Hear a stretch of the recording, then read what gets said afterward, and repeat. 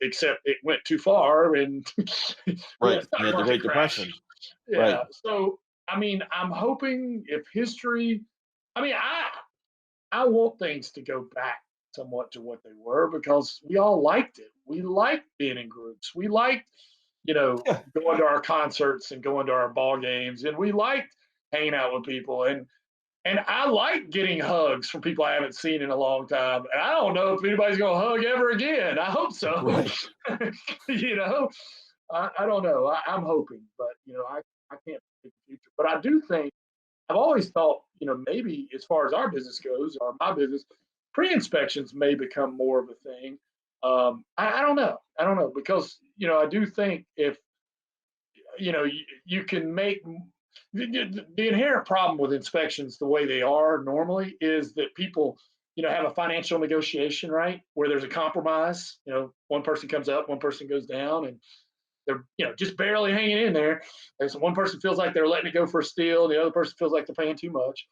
And then you have the inspection, which has some financial implications. So now people are going to have to somebody's going to have to compromise again, and nobody wants to compromise twice. So I've always thought a pre-inspection is a great idea because you find out those potential landfalls ahead of time and you build those into the negotiation somehow. We know about that. That's why we're taking this, and you can't beat me up on it on the back end because you already know about that. Right. Now, the two big drawbacks on pre-inspections prior to COVID-19 were cost, and people don't want to go through it twice. And Hmm. what I mean is like, all right, who's going to pay for this? As a seller, I don't want to pay for you to come in and call my baby ugly, and then me fix everything, and then the buyer come in, find a whole bunch more stuff, and I got to go through it again. I just Hmm. let them inspect once and fix it all, and those are very valid, you know, things against that. But my two things are, set expectations. I can go behind any inspector and find small stuff. Any inspector can come behind me and find small stuff. We're just looking for that rotten, floor underneath the shower that they both should find, or the termite damage or foundation, something huge. Hmm. We've always said, if they find something over $2,000, it's a single item that we'll refund their money because we should have found that. But I guarantee you they're going to find some small stuff. We're just trying to keep the deal from going south. But we also offer a thing like the Carfax where they can load up the inspection report and the potential buyer can buy it for 1995.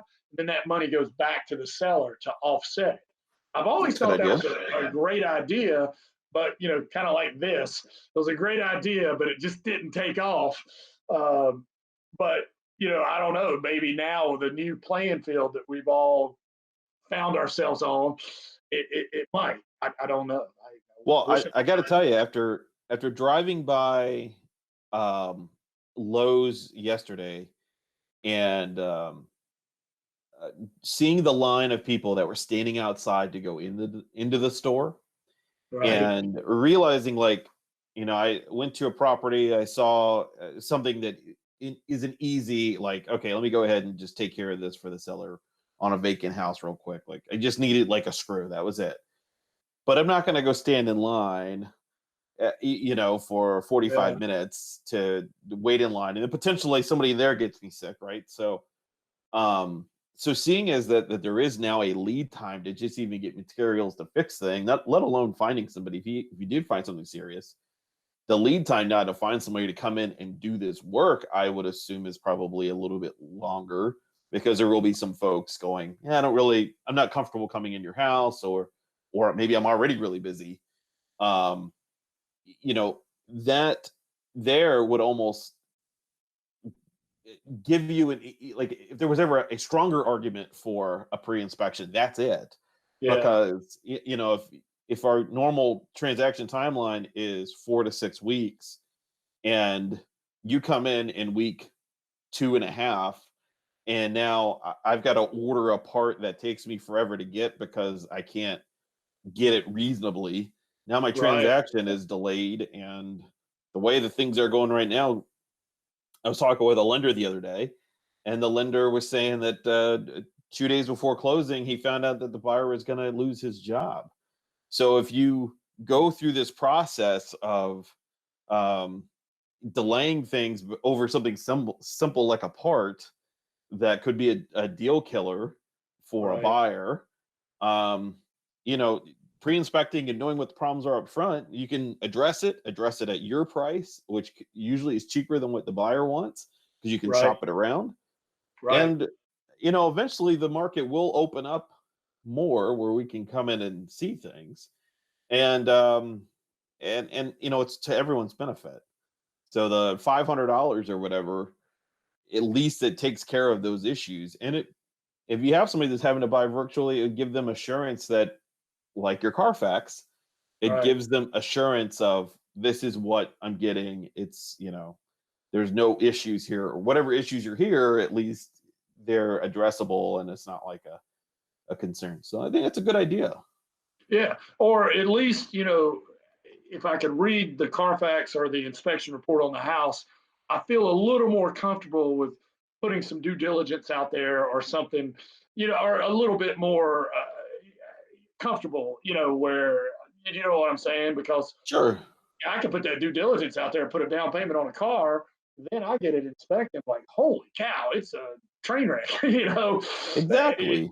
and now I don't. Well, I think you get due diligence back, but what is it? Good? No, due diligence you don't get back, right? No, so they did in North Carolina make some concession for that, but not much. Yeah, Uh, you know, if anything, I'm sure you're probably seeing due diligence fees come down quite a yeah, bit. Um, and I've seen some other agents try to finagle a due diligence that would get paid after the inspections. I mean, there's a lot of different ways to kind of get at it, but I think overall, if we're looking at it um, from a transactional standpoint of you need as much information up front as possible. You before know, you do. having a lot of photos, having an inspection, having a survey, like those items would seem that would be kind of essential for buying anything up front. I mean, it'd be no different than if you went online and there were no reviews for the product you want. Like, Right, right, right. Exactly. you It's know, like, that yeah, that's good. It's like reviews for a product. Yeah, exactly. This third party comes in and says that this product is good enough. There's this one thing we don't like about it, but it's not a deal killer. I You should like go it. ahead and buy it.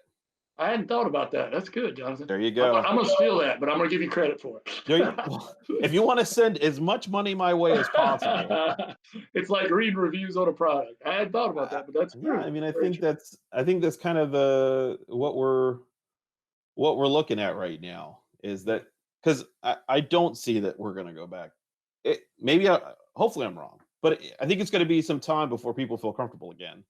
And Yeah, if that is August, September, October, if it's next spring, then how do we, like, what are the long-term applications that we could do now to make sure, like, okay, we're still doing transactions. Our sellers that need to sell now can get out and going. Um, and it may not be feasible for everybody to go leave their house and leave it vacant and then, you know, and pay two mortgages. This may be the way to kind of address that issue.